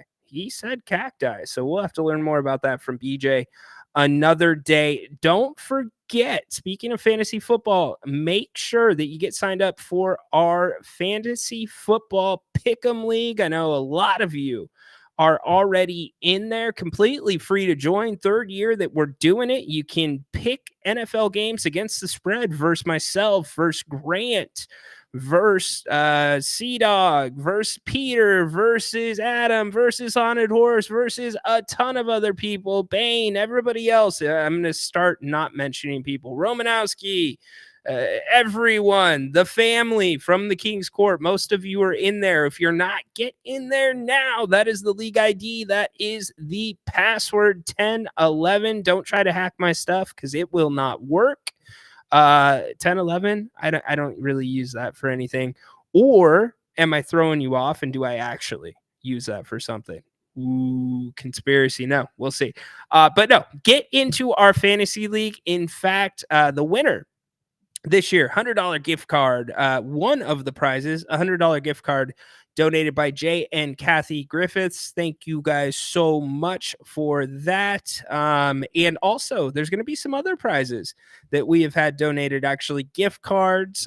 So those will be in the mix too. Maybe we'll use those gift cards to do a few different weekly giveaways, like best record that week and such. And I know Peter put his percentage in there early in this show, and I can't remember exactly what it was, but it was in the 60 percentile. And that's pretty damn good against the spread. But again, completely free to join. All it takes is your time. It's all through Yahoo, so you can see the record updated every single week, see where you stand. And again, it's a lot of fun picking against the spread. It's a completely different dynamic. It's not a survivor league where if you pick a game wrong, you're out. Not how it works.